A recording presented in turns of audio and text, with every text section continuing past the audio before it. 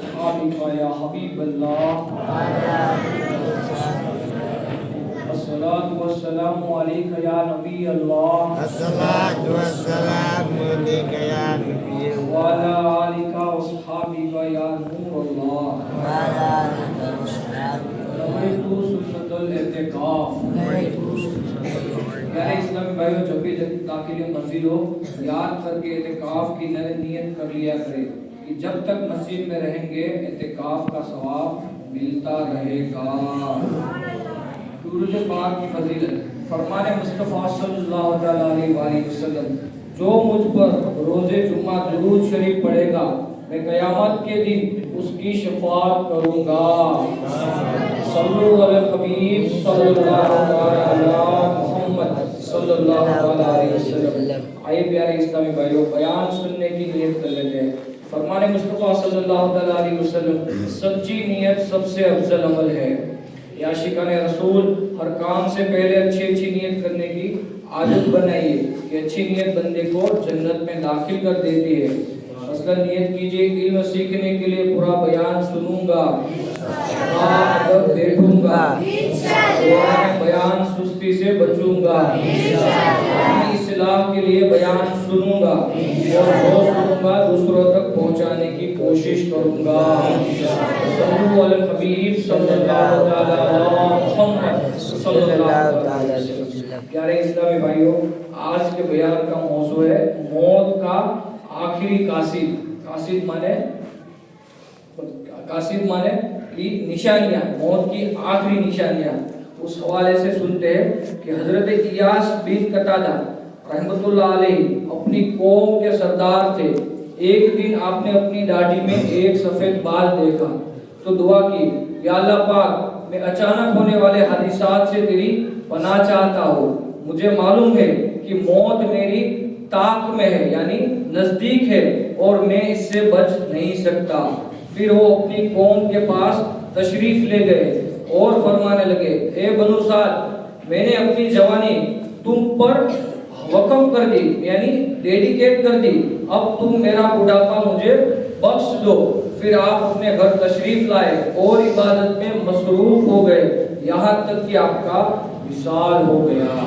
صلو علی الحبیب صلی اللہ تعالی علی محمد صلی اللہ علیہ وسلم۔ پیارے اسلامی بھائیوں، ہمارے اسلاف بزرگان دین اللہ پاک کے ان نیک بندوں کی سوچ کیسی پاکیزہ تھی، یہ عبرت و نصیحت حاصل کیا کرتے تھے۔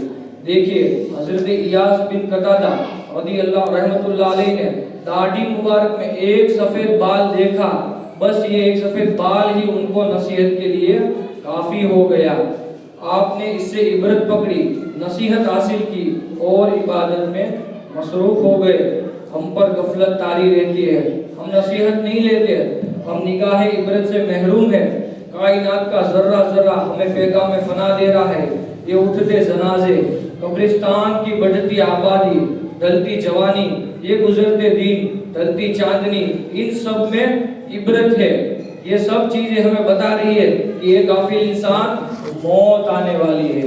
صلو علی الحبیب صلی اللہ علیہ محمد صلی اللہ علیہ وسلم۔ یا عاشقان رسول، قرآن کریم نے ہمیں جگہ جگہ عبرت لینے کی ترغیب دلائی ہے۔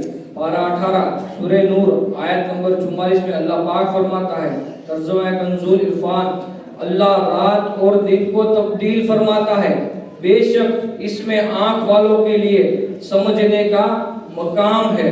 پارہ 30 سورہ نازیات میں فرعون اور اس کے لشکر کے غرق ہونے کا واقعہ ذکر کرنے کے بعد فرمایا، ترجمہ کنز العرفان، بے شک اس میں ڈرنے والوں کے لیے ضرور عبرت ہے۔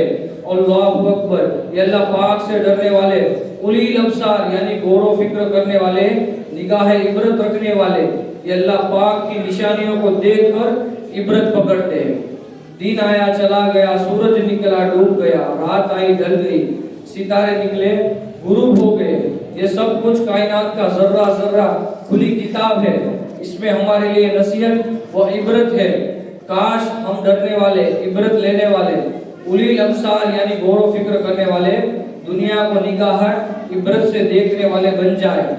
نگاہ عبرت کے متعلق اولیاء اکرام کے فرامین سنتے ہیں کہ حضرت سفیان ثوری رحمۃ اللہ علیہ فرماتے ہیں جو دنیا کو عبرت کی نگاہ سے دیکھتا اور غور و فکر کرتا وہ زیادہ نیکی کرنے میں کامیاب ہوتا ہے۔ حضرت مالک بن دینار رحمۃ اللہ علیہ فرماتے ہیں جو اس دنیا کو عبرت کی نگاہ سے نہیں دیکھتا، آخرت کی فکر نہیں کرتا، اس کی نیکی کم اور دل میں پردے میں ہے۔ حضرت حاتم اصغر رحمۃ اللہ علیہ سے سوال ہوا آدمی اہل اعتبار یعنی عبرت لینے والا کیسے بنتا ہے؟ فرمایا جب وہ دنیا کی ہر چیز کے انجام پر نگاہ کرے اور غور کرے کہ ان قریب یہ چیز فنا کے گھاٹ اتر جائے گی اور اس کا مالک بہت جلد قبر میں دفنا دیا جائے گا۔ حضرت حاتم حسن رحمۃ اللہ علیہ کا یہ فرمان ہے جس کے گھر سے جنازہ نکلے اور وہ اسے عبرت نہ لے ایسے شخص کو علم، حکمت اور نصیحت کا کوئی فائدہ نہیں۔ جہنم کی گرمی کیسے برداشت کر پائیں گے؟ اللہ پاک کے نبی حضرت داؤد علیہ السلام بہت خوف خدا والے تھے۔ ایک روز آپ تنور کے پاس سے گزرے، اس میں آگ جل رہی تھی، یہ دیکھ کر آپ کو جہنم کی آگ یاد آ گئی۔ آپ کا دل گھبرا گیا، بے چینی میں زمین پر گرے اور اتنا تڑپے قریب تھا کہ آپ کے جوڑ جدا ہو جاتے۔ گرمی کے دنوں میں حضرت داؤد علیہ السلام دھوپ میں آتے تو کہتے اللہ پاک ہم تیرے بنائے ہوئے سورج کی گرمی برداشت نہیں کر سکتے تو جہنم کی گرمی کیسے برداشت کر پائیں گے؟ پیارے اسلامی بھائیوں، ہر گھر میں نشان عبرت ہے۔ حضرت سعید ابدائی رحمۃ اللہ علیہ فرماتے ایک دن حضرت صالح نوری رحمۃ اللہ علیہ ہمارے پاس تشریف لائے۔ میں نے پوچھا اے ابو بشر آپ کہاں سے تشریف لائے ہو؟ فرمایا میں اپنے گھر سے نکلا تو مختلف جگہوں سے گھومتا ہوا تمہارے پاس آیا۔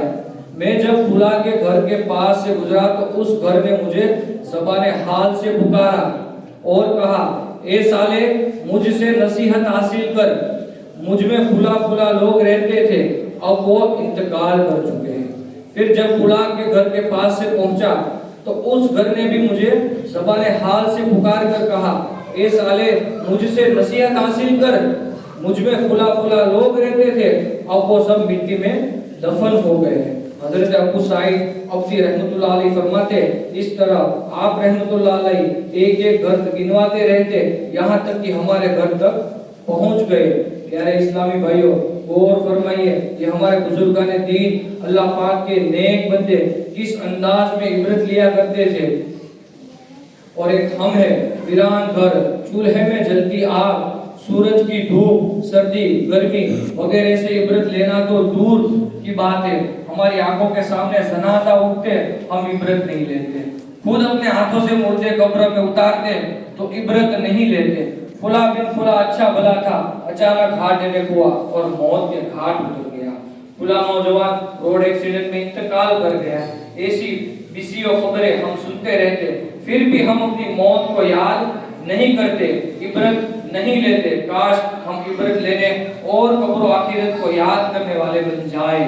صلو علی حبیب صلی اللہ علیہ محمد صلی اللہ علیہ وسلم۔ آئیے پیارے اسلام بھائیوں سنتے ہیں 5 ایسی نشانیاں جو عبرت دیتی ہے اور نشانی ہے کب موت آنے والی ہے۔ پہلا اس میں اٹھتے جنازے موت کے قاصد ہے، یعنی اٹھتے جنازے موت کی نشانی ہے۔ ایک مرتبہ حضرت ملک الموت علیہ السلام اللہ پاک کے نبی حضرت داؤد علیہ السلام کی خدمت میں حاضر ہوئے۔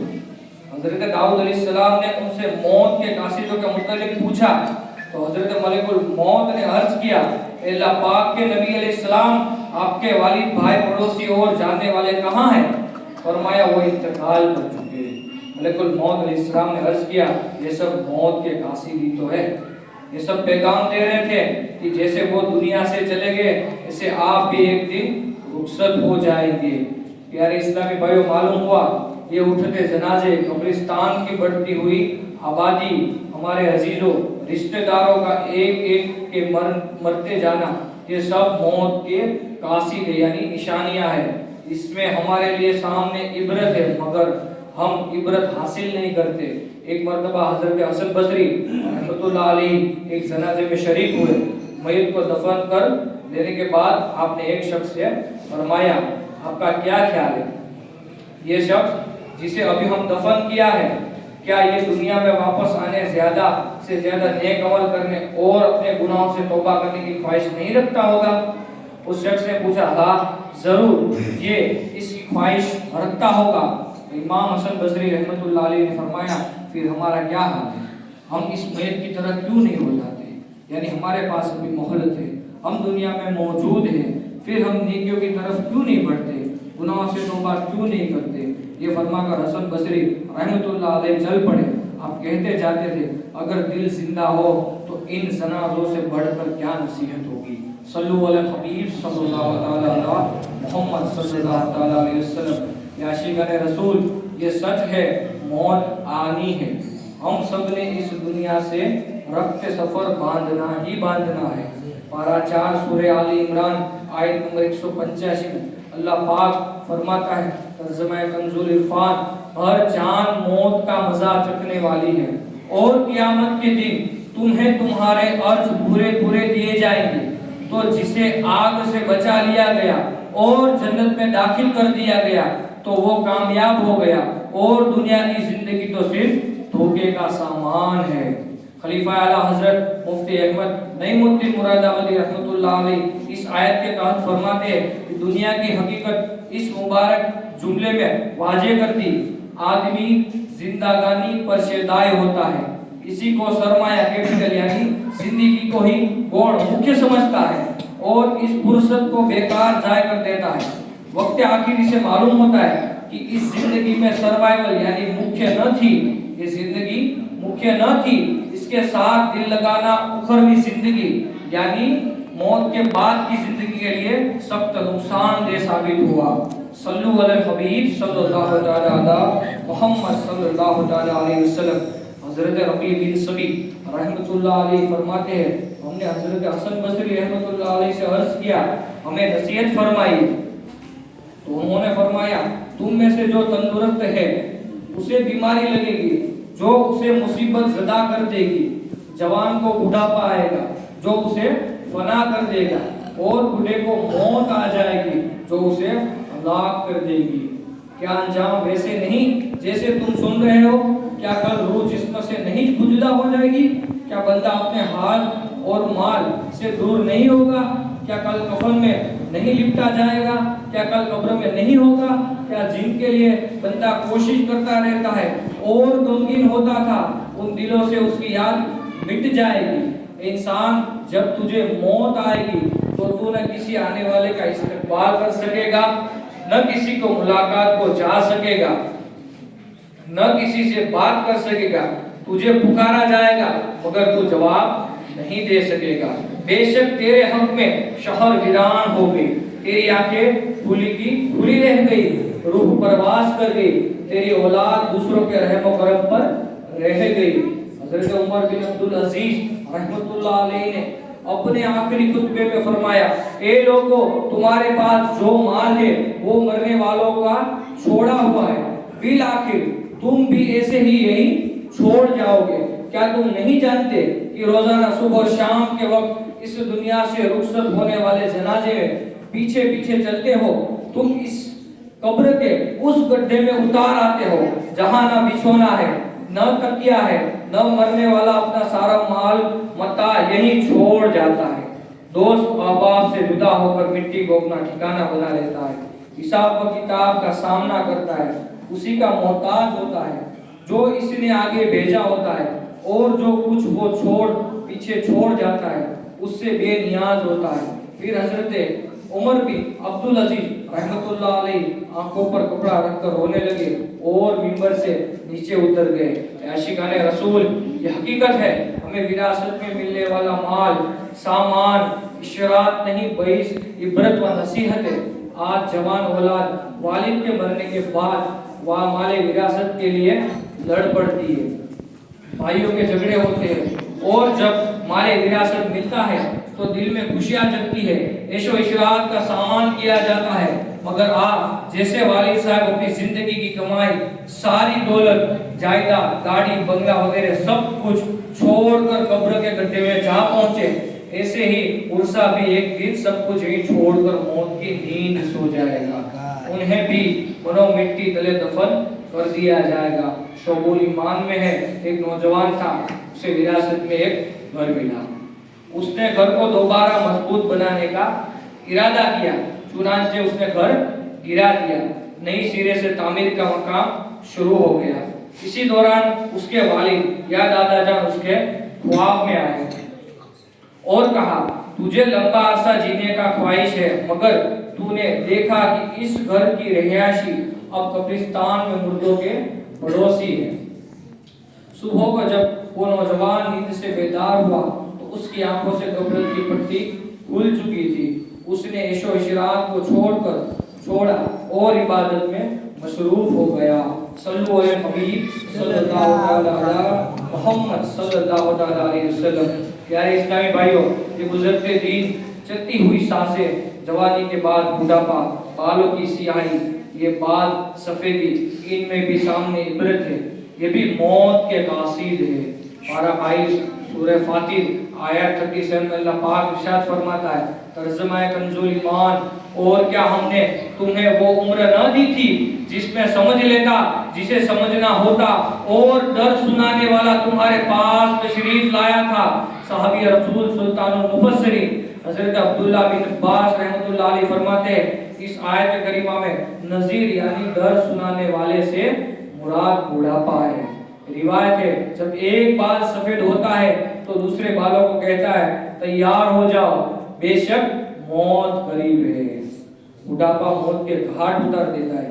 پیارے اسلامی بھائیوں، حضور اکرم نور مجسم صلی اللہ تعالی علیہ وآلہ وسلم نے فرمایا، ابن آدم کی مثال ہے کہ اس کے پاس 99 موت منڈلاتی رہتی ہے، مگر ان سے بچ جائے تو بڑھاپے کو پہنچ جاتا ہے، حتیٰ کہ موت کے گھاٹ اتر جاتا ہے۔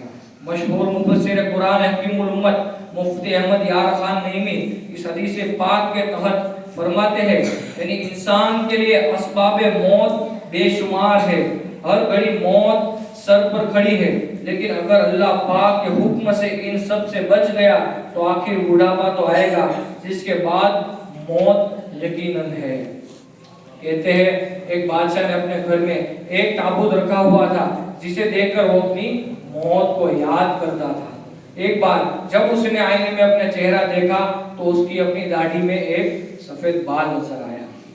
اس نے کہا، اب یہ تابوت اٹھا لیا جائے کہ اب مجھے اس کی حاجت نہیں، کیونکہ میری داڑھی میں سفید بال آ گیا جو موت کا قاصد ہے، یعنی موت کی نشانی ہے، لہذا اب میں اپنے سفید بال کو دیکھ کر موت کو یاد کر لیا کروں گا۔ صلو علی الحبیب صلی اللہ علیہ محمد صلی اللہ علیہ وسلم۔ حضرت عبداللہ بن ابو نوح رحمۃ اللہ علیہ فرماتے ہیں، میں نے مسجد نبوی شریف میں ایک بوڑھے میاں کو دیکھا، وہ مسجد کی صفائی کرتے اور دن رات مسجد میں ہی رہتے۔ لوگوں نے بتایا کہ یہ بوڑھے میاں مسلمان کے تیسرے خلیفہ حضرت عثمان غنی کی اولاد سے ہے، صاحب اولاد ہے، اللہ پاک نے مال بھی بہت عطا فرمایا ہے، ان کے پاس اللہ پاک کا دیا سب کچھ ہے، مگر یہ سب کچھ چھوڑ چھاڑ کر مسجد کے ہو کر رہے ہیں۔ حضرت عبداللہ بن ابو نوح رحمۃ اللہ علیہ فرماتے ہیں، لوگوں کی باتیں سن کر مجھے تجسس ہوا، میں نے ان بوڑھے میاں کے احوال دیکھنا شروع کیے، چنانچہ میں نے دیکھا جب رات کا پچھلا پہر ہوا تو وہ مسجد سے نکلے، جنت البقیع میں تشریف لائے اور قبلہ رخ ہو کر نماز پڑھنے لگے۔ ساری رات نماز پڑھتے رہے، فجر کا وقت شروع ہوا تو انہوں نے دعا مانگی۔ دوران دعا اللہ پاک کی بارگاہ میں عرض گزار ہوئے، یعنی اے اللہ پاک تو نے میری طرف اپنا قاصد بھیجا، مگر یہ نہ بتایا کہ تو مجھ سے راضی بھی ہے یا نہیں۔ مالک کریم، اگر تم مجھ سے راضی ہے تو مجھے بتا دے، اگر راضی نہیں ہے تو اپنی رضا والے کام کرنے کی توفیق عطا فرما۔ ابھی یہ بوڑھے میاں دعا مانگ رہے تھے کہ اتنے میں ایک بکری یا اس جیسا کوئی جانور آیا، ان بوڑھے میاں نے اس کا دودھ پیا، پھر اس کی پیٹھ پر ہاتھ پھیر کر اسے برکت کی دعا دی اور واپس مسجد نبوی میں شریف میں آ گئے۔ حضرت عبداللہ بن ابو نوح رحمۃ اللہ علیہ فرماتے ہیں چند رات میں انہیں دیکھتا رہا، ان کا روزانہ کا یہی معمول تھا۔ آخر ایک دن میں نے ان بوڑھے میاں کی خدمت میں حاضر ہوا، میں نے انہیں بتایا کہ میں چند راتوں سے چھپ کر انہیں دیکھتا رہوں۔ پھر میں نے پوچھا وہ قاصد کون ہے جو اللہ پاک نے آپ کی طرف بھیجا؟ ان بوڑھوں میاں نے فرمایا ایک دن میں آئینہ دیکھ رہا تھا، میں نے اپنی داڑھی میں ایک سفید بال دیکھا، بس میں نے جان گیا کہ اللہ پاک کی طرف سے میرے پاس موت کا قاصد ہے، یعنی موت کی نشانی ہے۔ پیارے اسلامی بھائیوں، ہم میں سے بہت ساروں کے بال سفید ہو گئے، مگر افسوس ہم عبرت حاصل نہیں کرتے۔ کاش ہم بھی موت کے ان قاصدوں کی طرف توجہ کریں، ہم بھی عبرت لیں اور موت کے بعد والی زندگی کے لیے تیاری شروع کر دیں۔ بخار میں بھی موت کا قاصد ہے۔ اللہ پاک کے آخری نبی رسول ہاشمی صلی اللہ تعالی علیہ وآلہ وسلم نے فرمایا بخار موت کا قاصد ہے، اور بخار زمین پر اللہ پاک کا بنایا ہوا قید خانہ ہے۔ اللہ پاک جب چاہتا ہے اپنے بندے کو قید کر دیتا ہے اور پھر جب چاہتا ہے اسے چھوڑ دیتا ہے۔ حضرت مجاہد رحمۃ اللہ علیہ فرماتے ہیں جب آدمی کسی بیماری میں مبتلا ہوتا ہے تو حضرت ملک الموت کا قاصد اس کے پاس ہوتا ہے، حتیٰ کہ جب وہ مرض الموت میں مبتلا ہوتا ہے تو حضرت ملک الموت خود اس کے پاس تشریف لاتے اور فرماتے تمہارے پاس پہ در پہ قاصد اور ڈرانے والے آتے رہے، لیکن تم نے ان کی کوئی پرواہ نہ کی، اب تمہارے پاس ایسا قاصد آیا ہے جو دنیا سے تمہارا نام و نشان مٹا دے گا۔ موت کا آخری قاصد مروی ہے کہ نبی علیہ السلام نے حضرت ملک الموت علیہ السلام سے پوچھا تمہارا کوئی قاصد نہیں ہے جس کو اپنے آنے سے پہلے بھیج دیا کرو تاکہ لوگ موت سے ڈر جائے؟ حضرت ملک الموت نے عرض کیا اللہ پاک کی قسم میرے پاس بہت سارے قاصد ہیں، مثلا بیماریاں، بالوں کی سفیدی، بڑھاپا، دیکھنے سننے میں فرق آ جانا۔ جب کوئی ان میں سے کسی میں مبتلا ہو کر نصیحت نہیں پکڑتا اور نہیں توبہ کرتا ہے تو میں اس کی روح قبض کرتا ہوں، وقت اسے پکار کر رہتا ہوں کیا میں نے تیرے پاس مختلف قاصد نہیں بھیجے؟ بس اب میں آخری قاصد ہوں، میرے بعد کوئی قاصد نہیں ہے اور میں آخری ڈرانے والا ہوں، میرے بعد کوئی ڈرانے والا نہیں ہے۔ عاشقان رسول معلوم ہوا بخار اور مختلف بیماریاں بھی موت کے قاصد ہیں۔ دنیا میں شاید ہی کوئی ایسا انسان ہو جو کبھی کسی بیماری میں مبتلا نہ ہو۔ بخار، سر درد وغیرہ تو معمولی بیماریاں ہیں، بہت سارے لوگ مختلف بیماریوں کا شکار ہوتے ہیں، کسی کو شوگر ہے، کسی کو کوئی بیماری ہے، امراض میں مبتلا ہے، کسی کو گردوں کی مسائل ہے۔ کیا ہم ان بیماریوں سے عبرت لیتے ہیں؟ شاید نہیں لیتے۔ بخار ہو، کوئی مرض لگ جائے تو چاہیے تو یہ کہ ہم عبرت لیں، موت کو یاد کریں، اس بیماری کو زندگی کی آخری بیماری سمجھ کر گناہوں سے پکی سچی توبہ کریں اور نیکیوں میں لگ جائے، مگر ہمارا حال الٹا ہے۔ کتنے لوگ ہیں جو معمولی سر درد یا بخار وغیرہ کی وجہ سے نماز باجماعت کی شہادت سے محروم ہو جاتے ہیں، بلکہ کتنے ایسے نادان بھی ہوں گے جو بیماری کا بہانہ بنا کر نماز ہی قضا کر دیتے ہیں۔